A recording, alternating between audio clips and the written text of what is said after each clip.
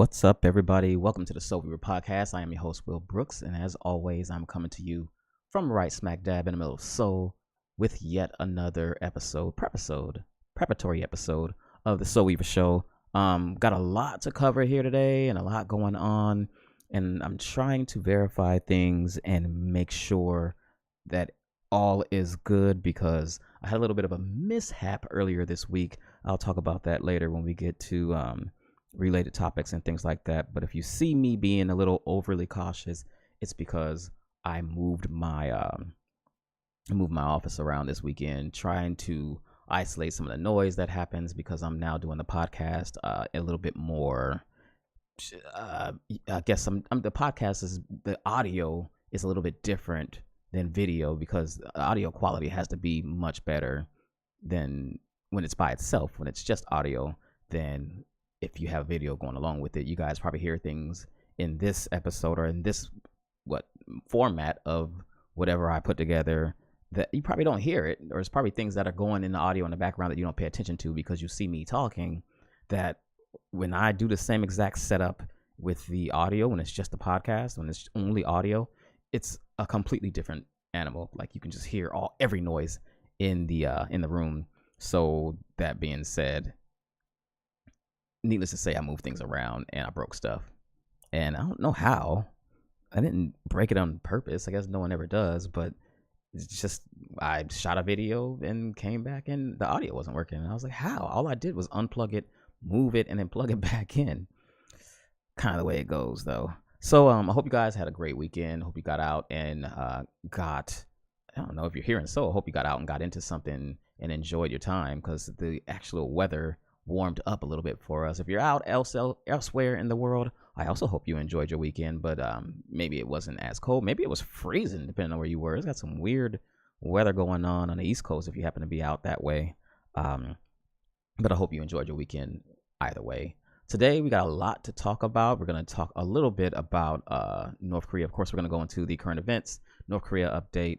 Most of it is it's pretty much just Olympics news this week. So we'll talk about that a little bit and what the implications of these plans for the Olympics are. And we'll jump off North Korea then, and we'll talk a little bit about international news, things opening up here, changing here in Korea, like Incheon, for example, opened their new terminal today. So that's pretty cool. We'll talk a little bit about that. And we'll jump into a little bit of social media events and things along those lines, or social media posts that I think give you, as always, social media posts that give you a little bit of insight in what life is like here in Korea. And we'll go ahead and close up after that second half. I don't have that many events for you guys, just because the events of the week, my week personally, have been a little bit. I just haven't had. I went from having a bunch of time to get things planned to having like no time. And I'll talk to you about that when we get to the Pyeongchang Olympics thing. I guess the Pyeongchang Olympics KTX thing that we'll talk about later here in the show. But let's go ahead and get started with the current events segment. And of course, as always, we are going to start with a quick update on North Korea. And really,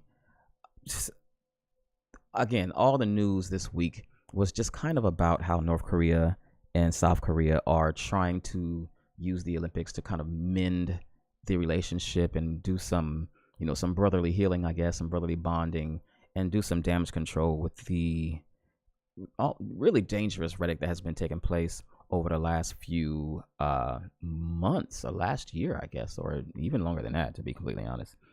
And so since talks have reopened, it's of course discussed that North Korea will be coming to. It's of course it's been agreed upon that North Korea will be coming to the Olympics. So there's a few things that came out from that, and for starters, is this story about the sanctions. And I think this is a big hurdle. North Korean sanctions, a big hurdle in Pyongyang's participation at the Olympics. So we talked about it here. Sanctions have been implemented against Pyongyang in North Korea for their pursuit of nuclear arms, and the UN imposed sanctions on them. These are pretty significant sanctions that even China and Russia agreed upon. We talked about that in past episodes. You can check that out if you're curious about it. But I'll link some stuff up in the description. But there's some interesting challenges that go along with sanctions, and so I don't know what they were. So I wanted to read into this article and find out what it was. But the article describes the bulk transfer of money and dealing with blacklisted personnel as two major hurdles that they have to get over here in Korea. And so it's weird. So the planning going into this, I mean, that North Korea and South Korea are trying to say, hey, let's bond together and, just put the differences aside for the sake of the Olympics for right now. And North Korea is like, okay, we can do that. And that requires a lot of planning, a lot of logistics, a lot of meetings and training together and things like that. And since all that stuff's not free, and so there's actually 2 trips planned. I mean, there's a lot coming. There's so much going on. But one of the things that is highlighted in this article from the Korea Herald, is that the South Koreans are going to go have a joint meeting in North Korea, at this mountain. I forgot the name of the mountain, but that it's a North Korean facility, of course, or it's a facility in North Korea, and they have to pay for use of the lodge, or use of the location, or use of the facility and lodging.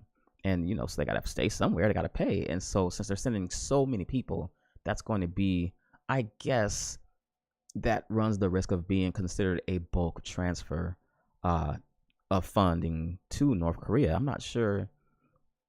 I mean, I don't know the intricacies of the sanctions, of course, but people are worried about that being an issue. They're also worried about what's going to happen when North Korea comes down to South Korea, because if North Korea comes here, they're going to bring their dignitaries, they're going to bring other people to associate, or to, other people are going to chaperone these, the individuals that are going to be participating in the games. And that, I guess one of the highlighted persons that could be possibly doing that is Mr. Cho Dong-hae. He's North Korea's number 2 leader, so to speak, and he's the head of some sports thing that they have up there, and so he's trying to come down here, but he's blacklisted in the sanctions. So it's pretty significant that they, if Korea like breaks sanctions and comes down here, or like violates sanctions that were put in place for their protection, and really, let's face it, protections of the United States, it's a bad look, right? But one thing is really interesting about situations like this is how people perceive it, or how people kind of brush it off, particularly politicians.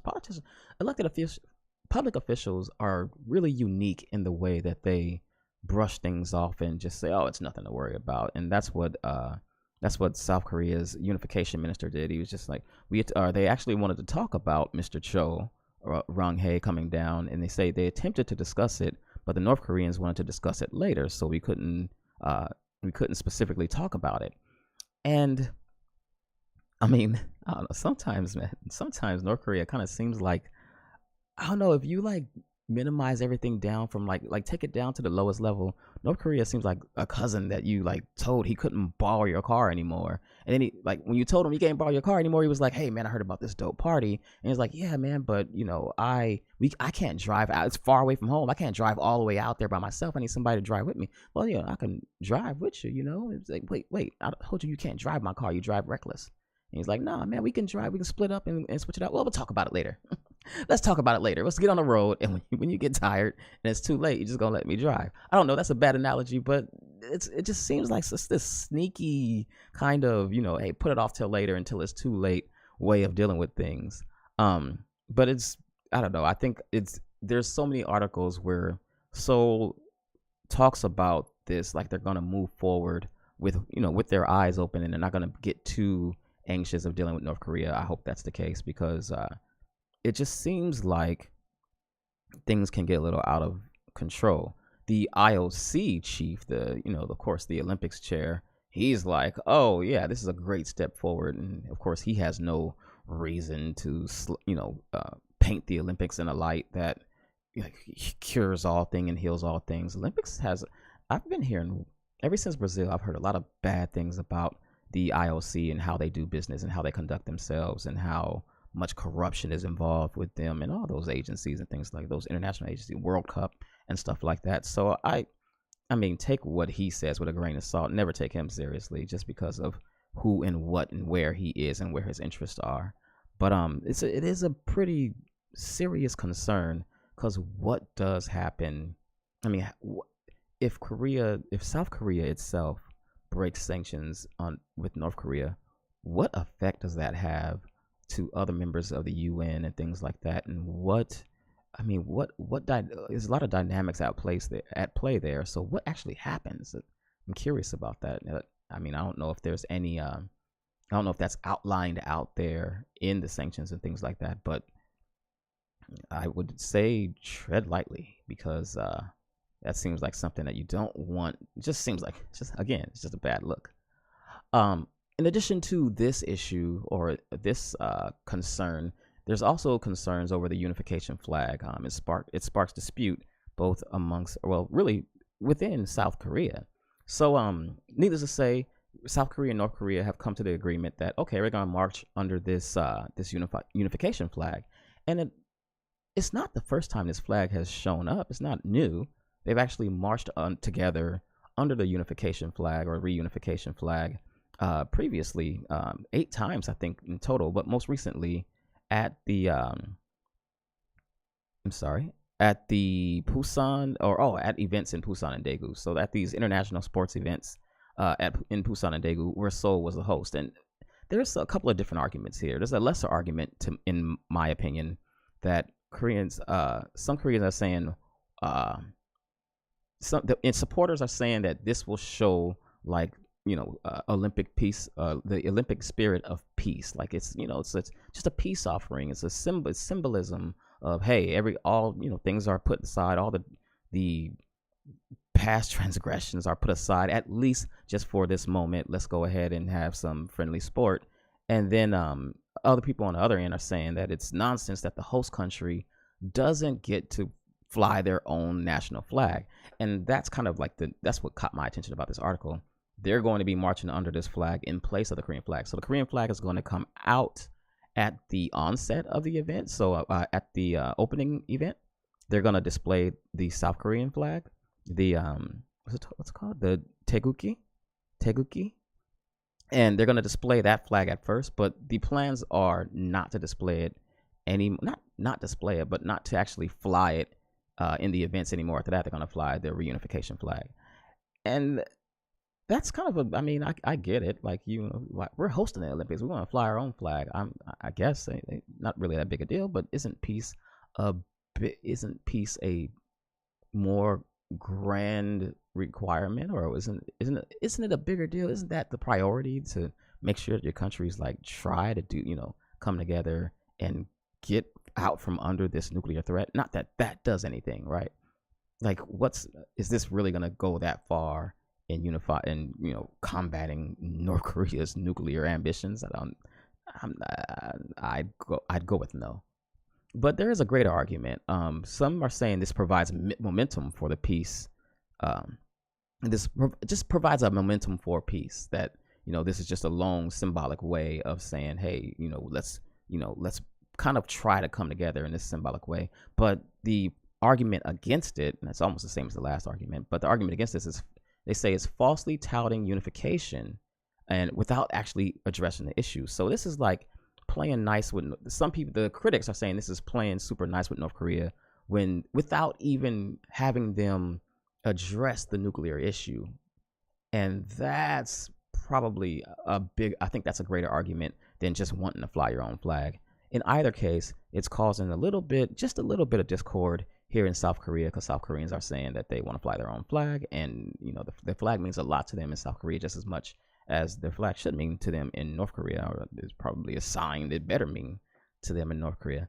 So it's an interesting topic, because actually, it was the most interesting thing about this article was it went into the same issues that, like, it went into the discussion of these issues that were talked about for the sanctions that were problematic with the sanctions, but it never mentioned the sanctions once. Now, this is a Korea Times article. In their defense, they actually did have an article on sanctions and how these, how this was going to be tricky to navigate through the sanctions. They had their own version of the article, but it's funny that it wasn't mentioned in here. Still, it's pretty.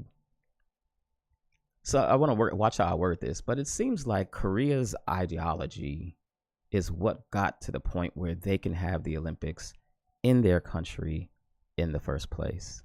And North Korea is at odds with them because they have a completely different ideology. But without that ideology, and I mean, there's more, way more than just ideology in play. But I mean, Korea kind of worked hard to get to the point where they can have the Olympics here, and now they kind of got to share that with North Korea. And I guess the flag is just to symbolize us, like it's just symbolization, or that they have to share it that way, or that they have to participate in that manner. So I don't know. We'll see. That they're probably. I think this is just definitely going to happen, but it's just sparking debate here in the South. So another thing that's sparking a little bit of debate. I don't know how much debate there is over this, but there was an interesting tweet about it, or it was interesting comments made about it, and I'll show you in just a moment. The Korean ice hockey teams, North Korean and South Korean ice hockey teams, are going to make a joint team, or that's the goal. Or they're floating the idea of trying to make a joint team with half Korean players, or half South Korean players and half North Korean players, all on the same team. That, I guess, I mean, if you're going to the Olympics, this is the Olympics. You went through all this training, all this stuff to kind of get into the Olympics, and it seems like you should be able to play with your team.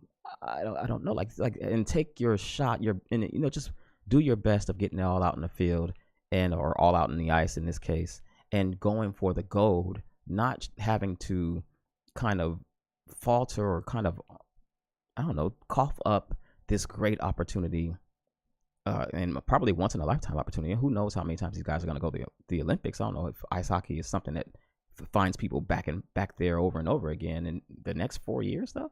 Like, this is like once they get to go to the Olympics once, and they have to split the teams up, which means they split the time up, and they split with the North Korean team. And I'm sure the teammates or the team members are they feel a couple of different ways about it. But that means President Moon's back in the team because, of course, he wants, the symbolism is more important than, what I just mentioned about them playing a team. But this was interesting, man. So South Korea's ice hockey players say they don't want to merge with North Korean players for the Olympics. South Korea's prime minister says they aren't going to win a medal anyway, so they might as well play with the North Koreans. And that is, I mean, so that was kind of my question. I actually retweeted this out and asked, like, was this like cold-blooded? Was this a terrible thing to say? Or is it like smart and realistic and rational? Because, I mean, it's gotta be, I mean, it seems like it falls somewhere in between those two things, those two realities, because maybe South Korea's chances in ice hockey aren't that great, and wouldn't it be a better, I mean, the whole concept, or the whole Olympics is kind of this in a nutshell. Like, should you like sacrifice, or like just put this, unique opportunity aside to mend things with North Korea? And how realistic is it going to be that it's going to mend things with North Korea? I mean, I just mentioned that there were other games where they walked under the reunification flag and things like that. All the while, North Korea was still developing nuclear weapons. And I still get the point that North Korea's nuclear weapons aren't specifically for South Korea. I guess is what's really going around, but they are to deter the U.S. so this whole conflict with North Korea and South Korea can be settled amongst themselves. I think that's the purpose of the nuclear pursuit in North Korea. So I don't know how much these gestures how far these gestures really go. Let me know what you think in the comments. I'm curious what you would say in your eyes. What, like, is this, is this a gesture that really goes a long way? Should these guys kind of make the sacrifice and cough up their time for something that might not even be realistic in the first place? But that's like, if I was on the team, that's a cool thing to say. I'd be a little hurt. I don't know if I'd be hurt, but I'd be like, yo, you don't say that when I'm paying attention. But in the end, the Olympics are going to be over in February. In mid-February, it's going to be just a thing of the past, and you have to go back to it's not going to be the big distraction that it is right now. And you end up having to go back to you go back to reality. Like, this is kind of a dream. Like, this Olympics thing is kind of a dream.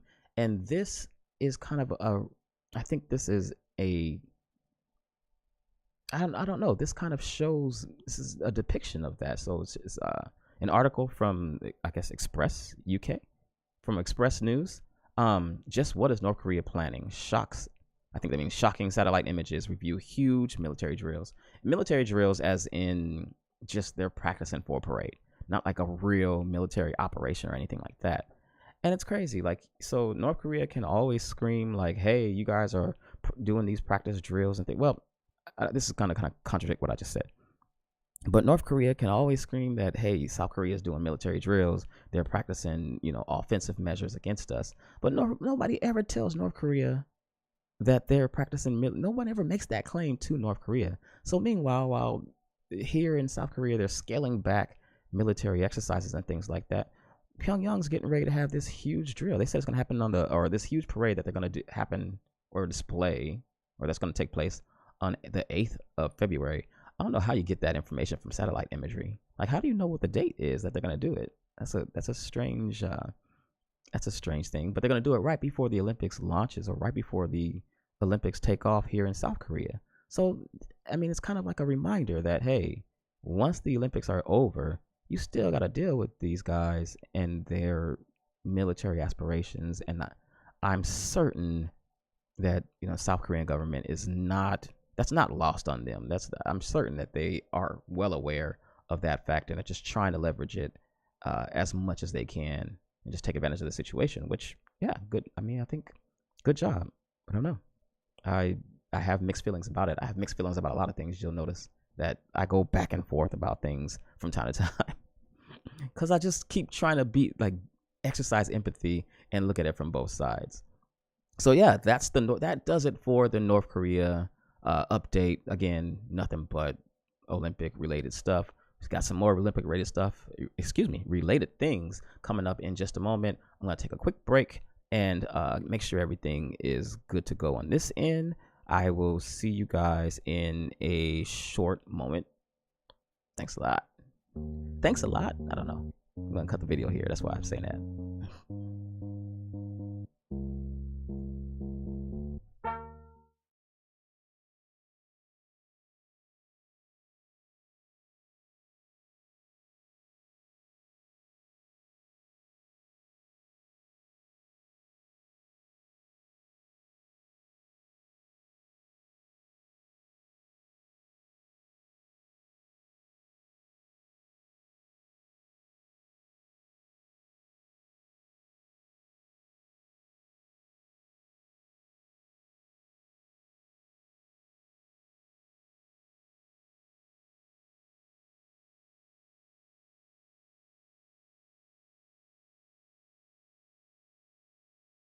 What is up, everybody? Welcome back to part 2 of the current events segment of the Seoulweaver Show.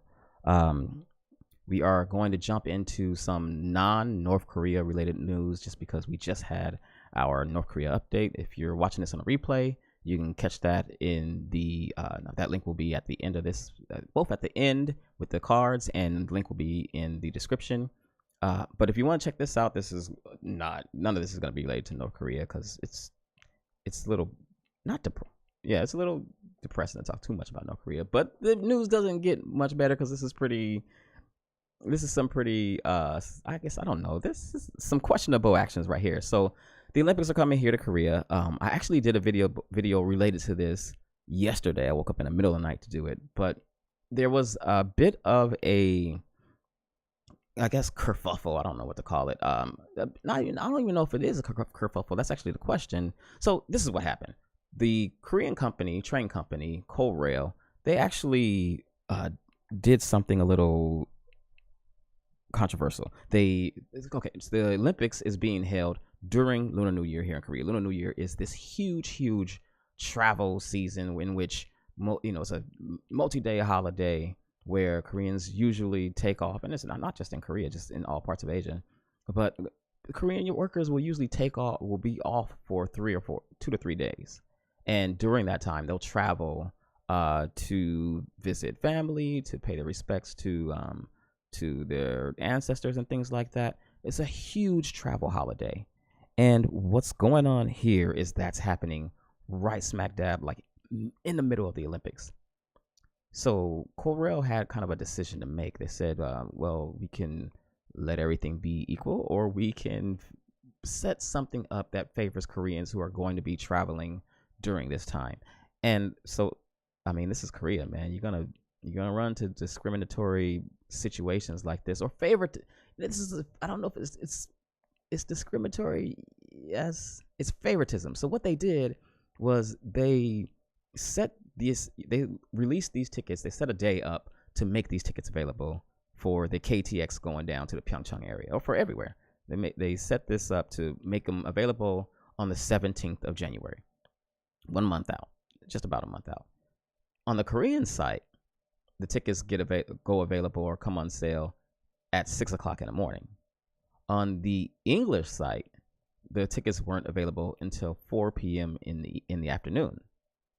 So that's a 10-hour head start that they gave their local population, so they can get their tickets if they're traveling down to if they're traveling during Lunar New Year. So needless to say, foreigners felt a little slighted, because if you've ever reserved tickets here in Korea for an event or something like that, like if you've ever done any ticket reservation, they sell out like quickly. And I think the article here, this is an article from Korea Expose, a site I'm starting to like a lot. But they say, according to them, last year tickets sold out in 30 minutes. And so that really doesn't give people a fighting chance to get in there and make reservations. I mean, like, they would have known to get in there that early anyway. You wouldn't think. Only the people who would know, only the people closely affiliated with Korea, or have been here before, or that follow, I don't know, entities like this one, would know that you have to jump in there and get your tickets right away. They just won't be available. They weren't going to have that much competition in the first place, so they could have just put them on at the same time. But they didn't. And so my wife used her phone to reserve tickets, and we jumped on. We were up at 5 o'clock in the morning. We jumped on the site at 6, and I mean, like at 6 o'clock and 0.1 seconds, we were like at 5:59. We're like clicking over and over again. We get in there right at 6 o'clock, and we are immediately 1,400 in the queue, like right away. Like it booked up just that fast. Now I don't know if those other people found a way to get in there early or not, but 1,400 in the queue. We made our reservations. It's real quick. You got to go and make your reservations. You got 3 minutes to make them and get out. Otherwise, you're just going to be kicked out and put back in the queue. Made our reservations for the tickets, jumped out, tried to go back in and clicked the button again, and we were 14,000 in the queue.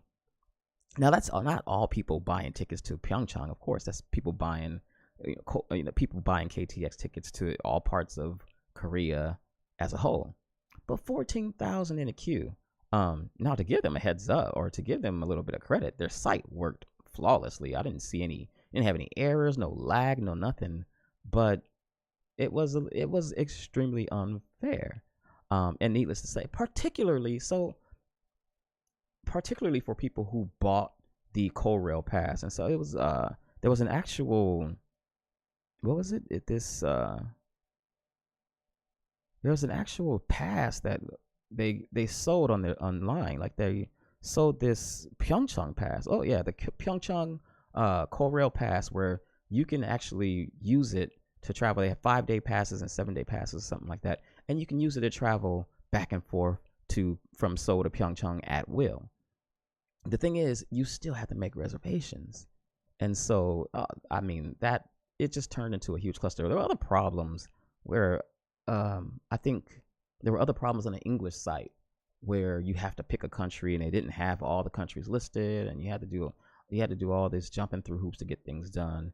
And it would have been really better if you were in country. It probably would have been better to just go to the station and reserve tickets there.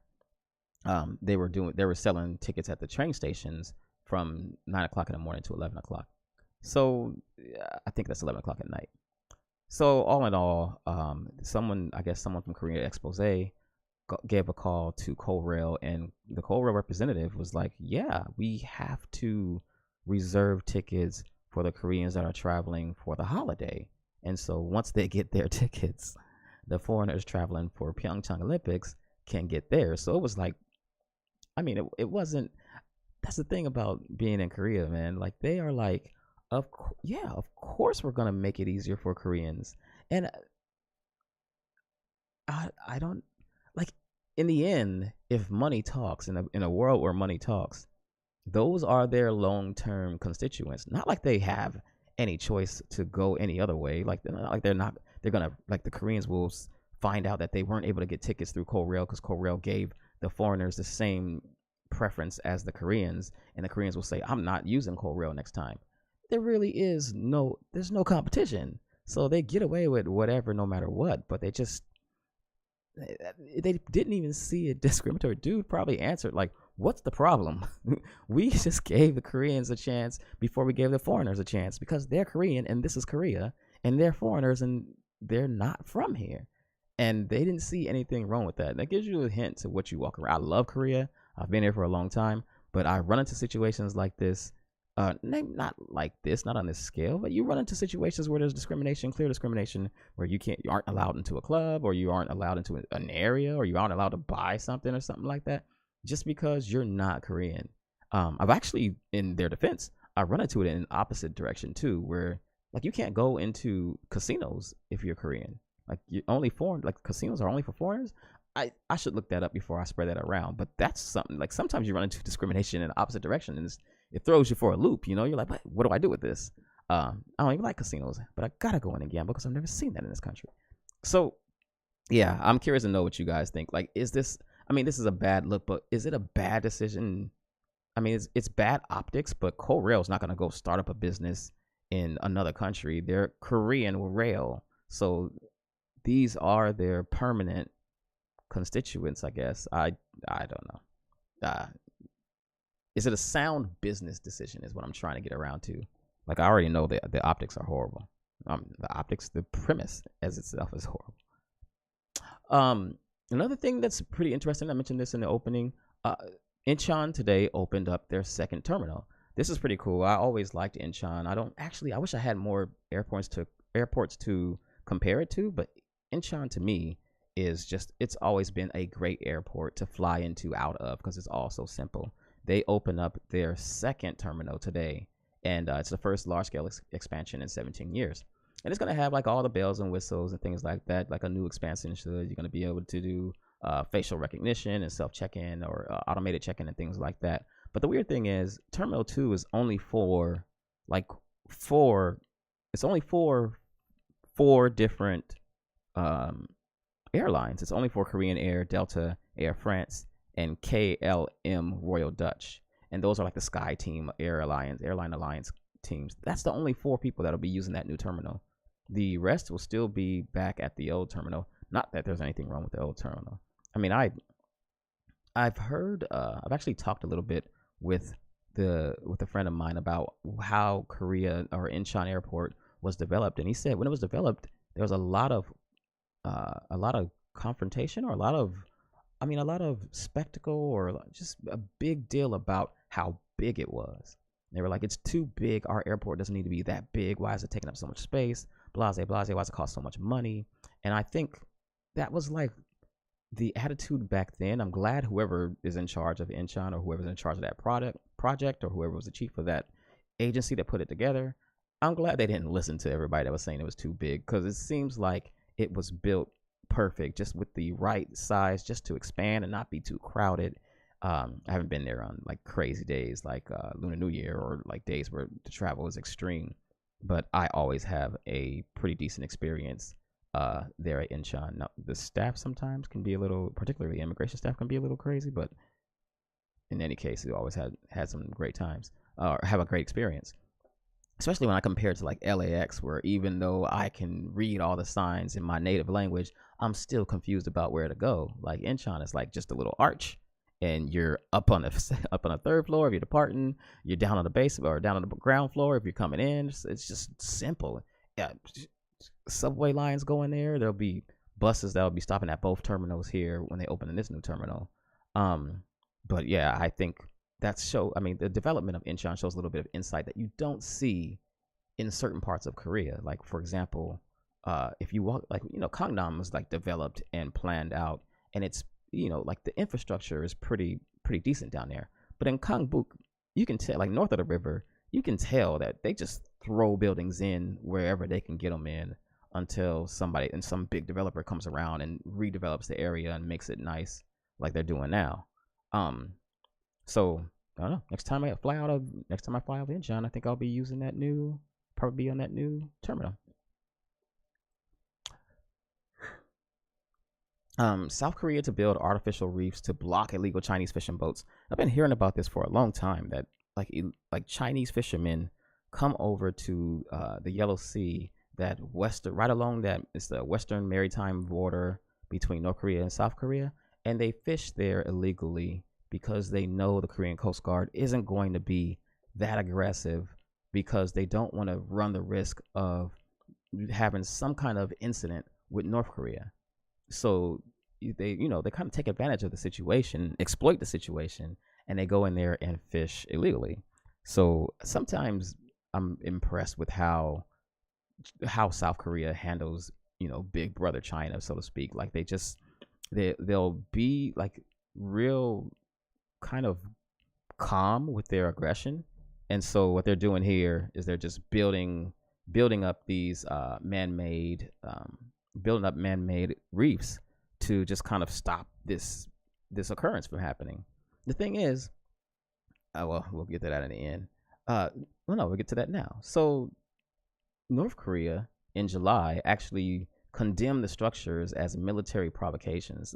Again, I mentioned it already earlier in this feed. Like they'll always go to that. Well, these are military provocations. What we're doing? Like, if we build these, you should take this idea and do it on your side of the border so you can have more fish for yourself, man. Your country's kind of hungry. Like, go ahead and follow the example, and then just put this in place on your end. Why is it so much? There's always this huge effort to make everything that South Korea does seem to be aggressive and military in nature. It's like projection at its finest. I also did see some more pictures of when I was looking for pictures of artificial reefs, just to kind of get an idea. This one caught my attention. I was like, man, they better not let Moon Jae-in hear about these kind of artificial reefs, because he'll probably I can see him doing some comfort woman memorials down there. Then I had a different thought. Like, this might not be a bad idea. I don't know if it's it may be in bad taste, but maybe a memorial reef for the victims of the Seoulweaver ferry incident, where the boat sank out that way. Now, I don't think it was up that high where the Seoulweaver ferry was actually sank a couple of years ago. But maybe if it's not in bad taste, I guess that would have to be, you would have to ask that question to the parents of the victims or the family members of the victims. But maybe this will make a good idea for a Seoulweaver ferry memorial down there. I don't know. What are your thoughts on that? That might be a little too on the nose, and it may spark more backlash than that sounds like a good idea gone awry, or maybe a bad idea gone awry from the beginning. I mentioned that I went out this weekend, and if you're part of the Seoulweavers Facebook group, you saw me share this. We got a few of these alerts this weekend. This is an alert alarming people, or alerting people of the extreme yellow dust concentrations, or the extreme particle dust concentrations, fine dust, and things like that They call it misemunji here in Korea.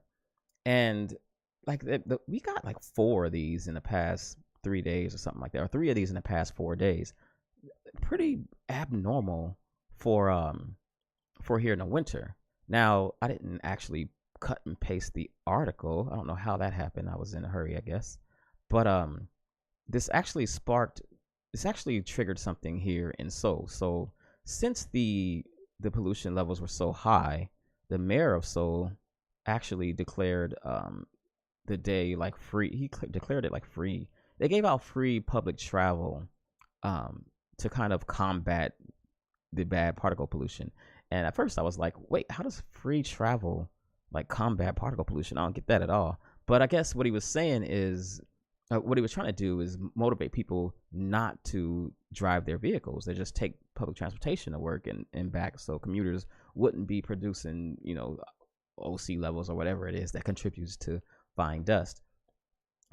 It's a pretty interesting turn of events, though. So anyway, it was kind of a big deal because it's kind of a big deal to us because we never really see fine dust around this time of year. Usually it's in the spring, but we're starting to see it a lot, like all year, from periodically all year round. So Seoul provided free public transportation during the heavy commuting hours, so in the morning, which is pretty crazy because I was surprised. When we traveled, we went to Gangnam, we went to COEX Mall Monday morning. I still had to pay. I don't remember. The gate was open. Maybe I didn't have to pay. I just realized I just remember the gate was open. We could have probably just walked through. I didn't see anybody down there at the same time, though. But we traveled down and we did have to pay. But they were saying that this was illegal. There's a representative from the National Assembly of Emergency Committee for Measures Against Fine Dust. Yeah, that's what it's called. The National Assembly Emergency Committee for Measures Against Fine Dust. The representative from there, Representative Lim, said that this was this wasn't cool. I messed up. There's a part that's very, very important.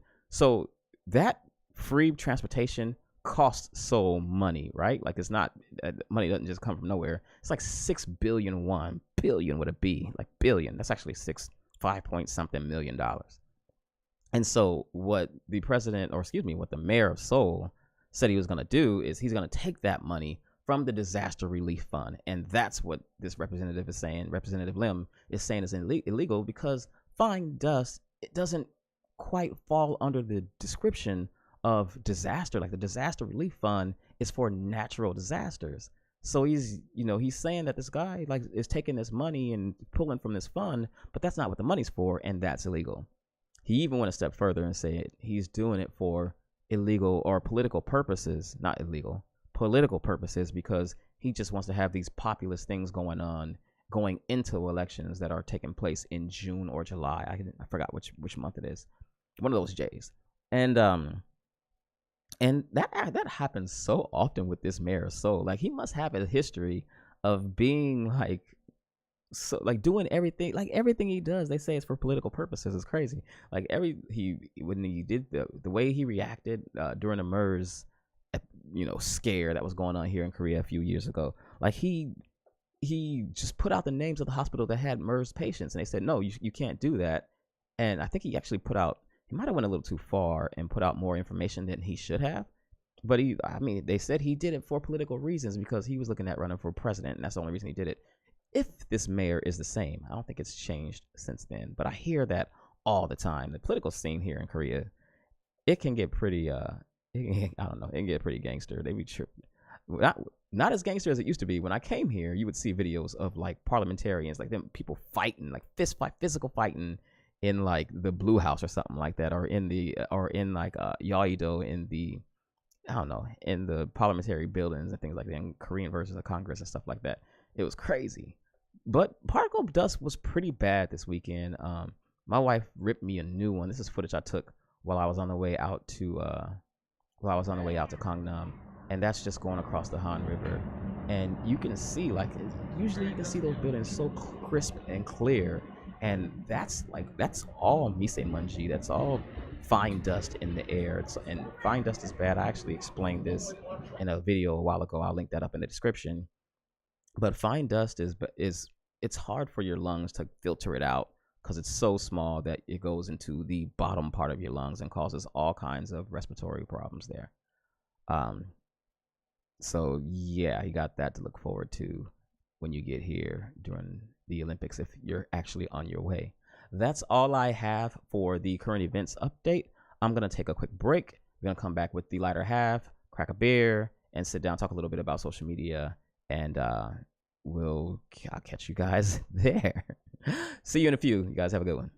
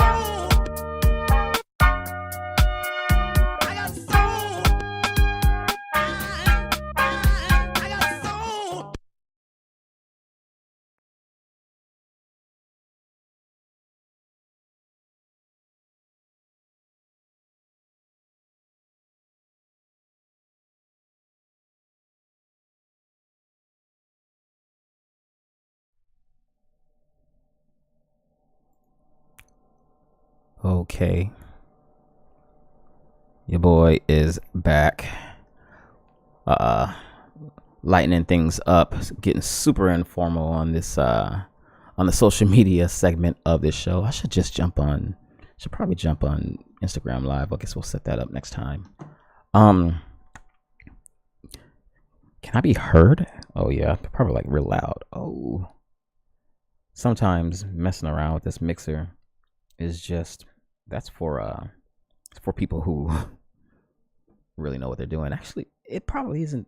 It never was that hard here. Maybe it's because I have it over here on the side, and every time I look at it, I like take my face away I look away from not only from the camera but from the mic. So it's kind of a bad judge of when to get things done. If you guys happen to be catching this, I don't think I'm gonna clip this. I'm still doing things with the show, man. I think we're gonna go to Prepisode 25, and then we're gonna cut it off there because there's still some things I want to get hashed out with the show, like this moment, like right these transitions from the current event segment to the social media segment. I kind of want to get those hashed out to the point where I don't know, where they're a little more polished. I don't know, not polished, but they're not nonsensical. It's not just me rambling like I am now. But I just want to, and I want to like get the music down. Like when I take breaks, I want to just like have music come in, and I want it to be certain kind of music. Like this is just like I want it to be like indie music, like good Korean indie music, because there are a lot of good groups out there that you can find on YouTube and things like that. I want to get with those guys and share some of their stuff here. That being said, if you're watching this and you happen to know anybody who fits the description that I just gave you, please be sure to let me know, because I am definitely Also, if you're watching this and you know of people who you know to be subject matter experts on anything I'm talking about during either the segment, the current events segment, or the social media segment, then be sure to let me know as well, because I'm going to start reaching out to those people and trying to get probably some more in-depth coverage of things like the relationship between South Korea and Japan, or I don't know what happens if Korea violates sanctions during the Pyeongchang Olympics and things like that. I want to get into some of the topics we talk about in a little more detail. So by all means, if you happen to know of anybody who can talk it, then let me know. It's been a crazy week, man. A crazy week because I don't know. A crazy week because it went from not having anything to do to like suddenly like having like full evenings and things like that. So Wednesday I was like way ahead on the show content. I had like stuff. I've been collecting stuff all weekend, and we sat down and went through. I was going through all the stuff. Had somebody come over. We gave him he's a friend of ours, a friend named Brad. Brad, if you're watching, say hey, what's up, man? But Brad came by to get his tickets to Pyeongchang. Gave it to him. Found out something was wrong with the tickets, and we went into a panic. Like we were like, yo, man, we got the wrong, something's wrong with the tickets. That us waking up, that whole event, the whole ordeal of us waking up at 5 o'clock in the morning and getting ready to buy tickets at 6 o'clock just went down a toilet like in an instant. And it was like, dang. And we knew there weren't any more tickets. That's why I did that other video, to kind of let people know what we had to do to get a workaround, because we just started brainstorming. You get in that situation, you're like, okay, what can we do?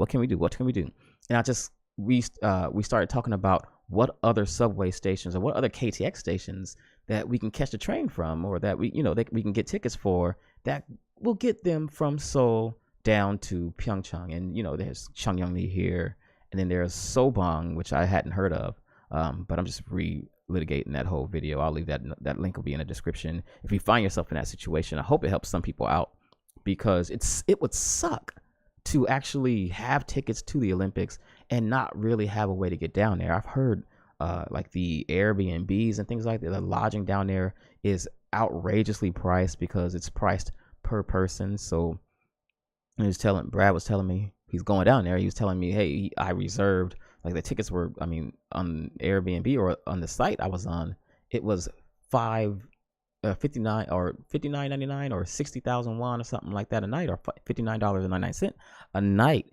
And by the time I reserved it, it was $400 for one night. And it's like, how? Oh, it was $59 per person, and he was going with 5 people. It's just bonkers down there. And I guess this is the case, like with wherever the Olympics is put in place. I still remember how crazy Brazil was, man. It was a nightmare. I actually don't know if we're going. Another interesting thing about the Olympics is that if you're in Korea, if you're married to Korea and you have a Korean wife or girlfriend, significant other, husband or boyfriend, you like the events that you want to see here in Korea, or that the events that Koreans want to see because they know they have a good shot at winning them, the tickets are expensive. Like I don't know if they priced them based on what they're doing. Like you hear ticket sales aren't doing all that great. There's only like 60% of ticket sales out there. But like the tickets are pricey. And so they get up to like $600 each if you want to go to like figure skating, or $1,000 to $1,200 each if you want to go to speed skating and stuff like that. They're high, man. I want to go, but that's high. But on the other hand, it's kind of like a once in. I mean, how often am I going to be in the same country that the Olympics are being put on? And so it seems like they say you regret the things you didn't do when you die more than the things that you did. It seems like, or even not when you die, just later on down the line. It seems like when I leave Korea and we talk, like whenever they have the Olympics in 2000, the next Winter Olympics is in 8 years. 4 years. When they have the next Winter Olympics, wherever it is, I'm going to think back to when it was right in the country that I was in and I didn't go. And that's what's got me thinking about going. Not only that, my boy Damien sent me a message and said he's going to go watch the Jamaican women's bobsled team. And I don't think I want to miss that at all. Like, it's so nostalgic. It's like, oh my God, it's like watching the Ghostbusters reboot with the women, just with Cool Runnings with a women's team. that sounds amazing. I'm sure that's not their first bobsledding team, but I'm gonna be in there in a crowd like, feel the rhythm. And I'm probably dating myself. There's probably people that probably check this out that are a lot younger than I am that don't know what the hell Cool Runnings is. So with that, let me jump on to the next topic. So we're here on social media posts. I don't even know why I have this here. I told you it was gonna be like a super informal thing. This is like an old picture and a new picture of Seoul, the area. Like, this is like Seoul back in the day and Seoul now.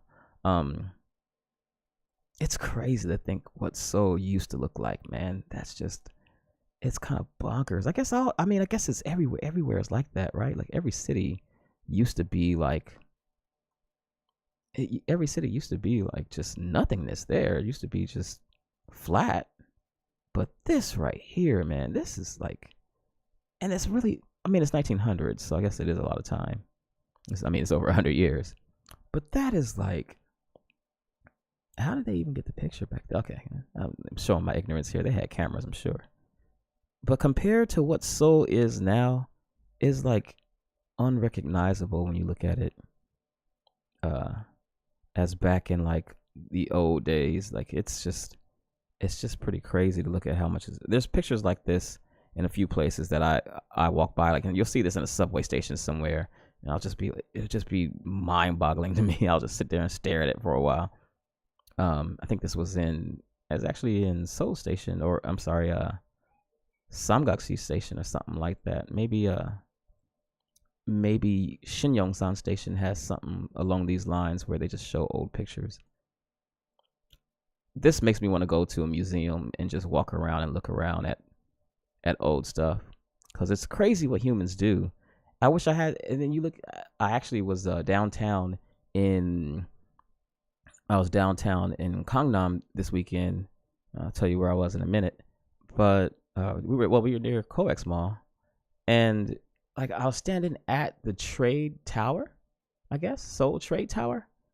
And I can almost see, I don't even know, I can't tell because Misemanji particle dust or fine dust was so bad, but I think you can see that thing. If it wasn't for a specific building or something like that, I could see that from my house.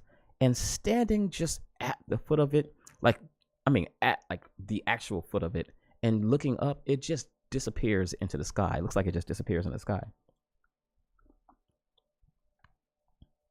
It's crazy because looking at the buildings and the makeup here in Seoul and other big cities and stuff like that, Dubai and places like that, where it's just like you're looking around and you're like, man, what people built this? Like, it makes you feel so small because it looks so enormous, but then it makes you feel so big at the same time, because it's just people, it's just us, it's just people like us that got together and said, okay, let's put this up, let's figure out how to get it done. That was kind of a longer rant than I meant to do about that. I just meant to touch on that very, very briefly. So here's something that's pretty interesting. Shake Shack is opening world's largest airport chain or airport branch in Incheon. It's going to be the largest Shake Shack in the world. I'm sorry. We ate at Shake Shack when we went to Starfield Mall. Neither I nor Uni was terribly impressed. I don't think Will was either. All these lines for Shake Shack lining up and all this stuff going in place for Shake Shack. It was all right. And maybe, I don't know, I'm not from the East Coast, so I've never had it before. The shake was good. Uni did this thing where she dipped her burger in the shake and ate the burger. And I was like, that was pretty good. But I was like, man, if I had waited in line for this, like the way people were waiting in line when the first Shake Shack opened, I'd be disappointed. It didn't strike me as that much. I didn't have the pictures here now, think about it. But man, what I will say, and I guess I got to go over to I got to jump over to my other side really quick. what I will say is in my opinion, Cry cheeseburger is better than Shake Shack. And I guess that's all around. Excuse me. So first of all, I'm a Cali boy, and I love In-N-Out. So Cry's cheeseburger is basically In-N-Out done Gangnam style. I'm getting the pictures together for you right now. I'm sorry, I didn't have this ready. But they say it's like In-N-Out done Gangnam style. And so I went to go test it out this weekend. That's why we were down at COEX Mall. And because the Cry's cheeseburger is down there near Samsung Station. And I was pleased with what I experienced. And I'll show you in a minute. Just hang tight. And you can't say it's a Korean version of In-N-Out because it wasn't exactly In-N-Out, but it was so In-N-Out-esque that I was just happy. It just put me in a good mood, man. Shout out to my friend Kate, the Toronto Soulite, I believe is her page. I'll link to it when we get done here, but she is the one that put me onto it because she saw me mention something about how I wasn't terribly impressed with Shake Shack, and she told me about Cry's burger. She actually did a write-up on it. I'll put that link in the description. But Cry cheeseburger, it was better to me for a few reasons, and I'll share them in just a minute. I apologize. Should have had this ready. I don't know what. Sometimes I be on it, and sometimes I don't. I be on one. But I got a few pictures. I just took a few shots that I wanted to kind of go through and share with you guys really quickly, and particularly the last one because that's one of the real reasons I think it's just a lot better. There we go. This is fine. So Cry cheeseburger, again, Gangnam's answer to those who crave In-N-Out. I mean, I gotta imagine that like there's Korean Americans that come over to Korea and say, "Man, I wish they had an In-N-Out in Korea." And there's actually a Thunderburger in Itaewon, or right there in between Itaewon and Gyeonggi-dong. But that Thunderburger, I guess I think that's it reminded me of In-N-Out, but it wasn't exactly the same. Cry's has their full potato or real potato fries and things like that. So it was just I didn't leave there disappointed like I left when I left Shake Shack. And I'm not sure what to attribute that to. Again, I don't know Shake Shack all that well. I'm not from the East Coast, but Cry cheeseburger down in Gangnam near Samsung Station. I don't know, man. Making me hungry just looking at it. Just a few shots of the burgers we had there. I mean, that looks like In-N-Out, man. And it's not like a gourmet burger spot, but I literally have only met like 2 people who don't like In-N-Out burger. I mean, the fries were. I apologize to that lady. I probably should cut her out. And this was like the major fact. This is a major reason, man. This is why. Look at the prices, dude. Compared to like Shake Shack, where you're dropping like, I don't know how much it was, man. I think we spent like $30 in Shake Shack for 2 sets, or for a set and a burger. It was like 11,000 won at Cry, and it's just decently priced. Now they do need to step their menu game up, and by that all I mean is they need a shake. Like they need a shake machine. I'll donate one. It was on point. Like I wish it was a little bit closer. But yeah, what you're looking at is Cry cheeseburger right there. That's 3,000 won. Cry double cheeseburger is 4,200 won. A set is 5,800 won. I haven't seen sets cost within $5 in years. And then a set was the cheeseburger. B set's the double. On point. And then they had like their I think you can get your animal style burgers and things like that. Go ahead and link you up to. I'll refer you to Kate's article for that because I'm pretty sure she covers that in there. I forgot. But yeah, man. And then they had like loaded fries. So I actually didn't get any because I'm intermittent fasting, and I'm about to nerd out on you in a minute. But I didn't want to eat too much. I still ate a bunch of fries. I should have just got them. But I was I was impressed, man. I liked it, and so was my boy because we all went together. We got together, had a boys' day, went down there, us and our sons, and he was like, "Hey, man, it's on point. It is on point. Got some to go." I ate it the next day. Still delicious, not as delicious, but good. And it reminded I didn't taste just like In and Out, but it was close enough. And when you look at the price, there's no I don't even think there's a comparison to how good it is, like a value to taste comparison. I don't think that I haven't tasted anything close. Now, I did actually get a few other recommendations back on that Instagram post. Me and my buddy Alex, we got to get together. We're gonna get together and go to one of these burger joints and check them out because he said there are some really good burger places out there. I followed on Instagram. They do look bomb, but those are like gourmet burgers, not like I go there, order it, I got it in 10 seconds, and I walk out dropping 5,000 or 6,000 won. That's just not what those places are. Their burgers cost like 12,000, 16,000 won, depending on how much you get loaded on it. I I think I've said enough. I think I've said my piece. So we'll go ahead and leave that alone. Kreisberger, baby. Kreisberger is greater than Shake Shack by far. Um, this looks like a random post, and there's a bit of randomness to it. But hey, that's what this segment of the show is about. It's a Vena lotion that's cost 24,000 won. And I mean, this is actually a clip or a picture posted in Brothers and Sisters in Korea. And we need our lotion, man. And if you go and look at it and it costs $20, $22 in a store, you're like, why does lotion cost $22? That's so expensive. But that's the way like some brands are here in Korea. Like it's just crazy pricey. Like you'll just walk around, you'll see something, you'll be like, yo, wait, oh man, I've been needing some of this. Wait, how much is it? This is like $5, $6 back in the States. I don't exactly know how much Vina is, but because I don't buy it, and then I shop. This is why I feel as though I can't really talk about expat life to its fullest extent because I can always go on base and get them. There's people in the comments saying like you can get a friend from on base to go get it, and I'm like, yeah, I would say something, but I don't want everybody asking me to pick up their lotion.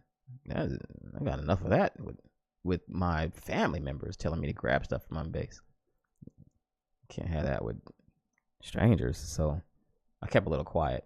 But I wanted to read some of the comments that they had because they were saying like there's better places to get stuff. I don't know exactly where this person was.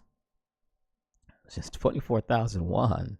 Someone has lost their damn mind. What in the Sally Mae? What in the Sally Mae? That is crazy. That is expensive. But they were saying that it's like 19,000 won. What did they say? They said try Costco because it's like cheaper there. It's like 12,000 won at Lotte Mart. So there's places where you can get cheaper stuff. And there's like little pop-up stores in different areas. Like you just have to know where to go. But there's like different pop-up stores where pop-up stores where things aren't that expensive. I'm not sure what's going on there. There used to be a little shop in Haebangchang that just like you could get like foreign, like from time to time you can get foreign stuff there. I used to be surprised at what they had there. And it wasn't always crazy priced. A little more expensive than what you were used to. But yeah. That's kind of part of the struggle, man. Coming over here as an expat, like particularly in the way Korea has their importation laws and tariffs and things like that set up, the stuff that you're used to getting at home is going to be really expensive. Now, there's ways getting around that because I actually heard Megan Bowen mention one of those in her video. But you can order stuff from like the shipping is not as expensive as it used to be. So like you can just order things from Amazon.com or some of these other sites, and the shipping is cheaper coming to Korea to your Korean address than it was X amount of time ago.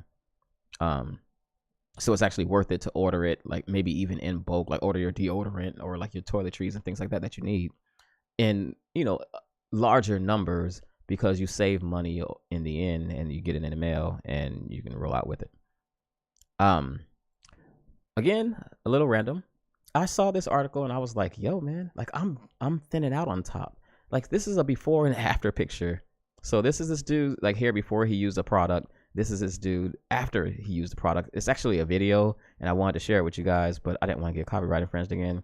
But like this is like if this works, I think I'm gonna use it, man. Cause I don't want to lose my dreads. Like I don't want to go. Like I told myself I wouldn't like start going bald and then like try to save it and have like my hairline way back and stuff like that. It's already back far. It's already a 5 head, not a 4 head. And when I saw this, I was like, man, I'm gonna use this. So sometimes I see Korean products on Facebook advertisements, and I think like, you know what I'm gonna do? You know what I'm gonna do? I'm gonna just get that product and like do a video here on YouTube or something like that where I talk about how it worked or how well it worked and share it with people. Like there's this other product where it's like it's got a little jack. You jack up your furniture, like you lift it off the ground and you put this little sliding piece under it and you drop your furniture back down and you can easily push your furniture around. I'm sure if you're here in Korea, you've probably seen that commercial. I'll be wanting to get that stuff so bad. I like my couch where it is, but I want to get it just to see how easy it makes things. Probably not going to get that one, but this right here, I'm thinking about it. It's interesting because the reason, so that's me just randomly talking about it, but the reason I put it on here because it provides a little insight. It's like this everywhere. Like people are a little vain and appearances are a big thing, but it's pretty huge in Korea. Sometimes I'm surprised, even after being here for years, I'm still surprised at how much emphasis is placed on a person's looks. Like it's crazy. Like it's like surprising. It's again, it's done everywhere, but it's so ingrained in society here. Like being bald, that's not a good look, man. You are immediately considered ajashi. You're immediately considered old, and if you bald early, that make damage prospects for dates or whatever else might be out there. It's just like this, like society as a whole is just really hung up on appearance, and I think they're trying to do away with it in some cases, but it's just some parts of Korean society are so ingrained in the society. Like you see, it's so baked in that it'll shock you sometimes how like job interviews or job resumes are submitted with pictures on them. Like you gotta show what you look like just to submit a job resume off the jump. And if they don't like the way you look, man, they're gonna take that into effect. So people try to knock Koreans for getting a lot of plastic surgery, man. Sometimes it looks like society demands it. Would you want to have a hard time getting jobs when you apply, or would you want to make it easier? Like, is plastic surgery that important? I don't know. That's a topic I want to talk about with somebody. Ooh, I want to talk about it with Kate. She's talking about plastic surgery now. Like, that's a topic I would like to talk about. It's crazy to see Americans calling Koreans superficial for getting plastic surgery when really it's the American, like, beauty, entertainment. I think that's a big part of the plastic surgery trend in Korea. I don't know, man. I think American beauty standards they're different beauty standards, but a lot of the stuff that get done is, I think it's heavily influenced by Western imagery and beauty standards again. And then lastly, but definitely not least, is a post from Oink, only in Korea. I think I could do a whole article. I could do a whole segment on Oink itself. It's a unique group, a unique Facebook group here in Korea. And it's one that has undergone almost like construction. It's weird because you'll see like positive posts get a lot of reaction. You'll see super negative posts get a lot of reaction in Oink. I think I'm going to try to get Travis on the show, the creator of Oink. He's not here anymore, but I met him. He's a real cool dude. I was shocked at who he was or how he seemed when I met him compared to what I was seeing in the group at the time. But that's neither here nor there. Here's something interesting. Sex education now starts in kindergarten. If you'll recall, last week, I'm sure it was last week's show, we talked a little bit about the decision for the Korean government to stop teaching English to kindergartners and preschoolers because for various reasons. Some of them said it damages it negatively or adversely affects their ability to learn Korean, and other people said it's stressful. It creates a stressful environment. It's crazy that English creates a stressful environment for kids. We talked about that at length the other day, me and a friend of mine. But it's crazy to think that, like, I don't know if sex education would stress a kid out, but I don't think English education stresses a kid out either, because they were like, hey, if you tell the kid that they can't speak the language they've been speaking or that they're learning to speak, they're going to get added stress. Come on, man. Nobody teaches kindergartners and preschoolers that way. That's not what happens. And anybody who does they're a problem in themselves. They're an outlier. But like teaching English, when I taught younger kids, it was a game. It was just, you just had fun, you just talked, and the kids learned super, super fast at that age. Now, sex education seems like it would be a little stressful. Like, maybe not, because they're so young that it's before puberty, so that awkward age, or that awkwardness that is normally associated with sex education isn't there. But why? What is happening? Why is this a thing? Like, why are they going to teach kindergartners sex education? And my apologies, I didn't read the article, so I don't know. I don't even know what their claim is. I just saw it and I was getting ready to wrap up and I was like, this is crazy, so I want to share it. And as you can see, that is how we wrap up the super informal version, or the super informal segment that is the social media piece. I don't have any upcoming events for you guys today. The Olympics are up and coming. But again, I had a chance to actually look that stuff up yesterday, and it kind of got bumped out by what was going on with the reservations. And I don't know, made a command decision and said, hey, let me make this video about how you can get tickets to how you can get down to Pyeongchang. And I went with that instead of actually looking up the current events that I was planning on looking up that evening, or yesterday evening. So I'm sorry. We might have to, not current events, but the upcoming events, may have to take that segment off for a little while until I figure out exactly how to do it. If I had nothing else going on in this evening, I would jump through and just go through a few events really quickly in Facebook, but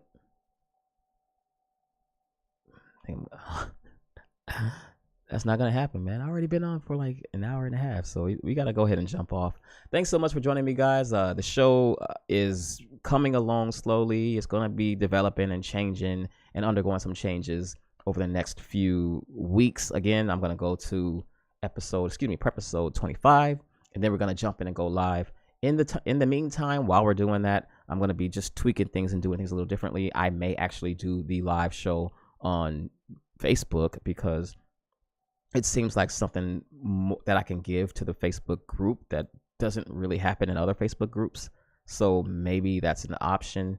YouTube is tripping out on small provider or small content creators anyway. So maybe we should worry about building a bit more of an audience and finding other like-minded peoples and tweaking things to the point where you guys like them a little better, to where we can actually have some people watching.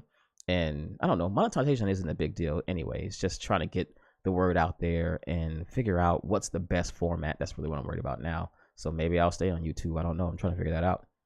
Let me know what you prefer, because I would say, I don't know, I'm really curious about that. Like, let you know what you think, guys. What I would do is I would put the show on YouTube. I would put it on Facebook and do it every week live in the Facebook group.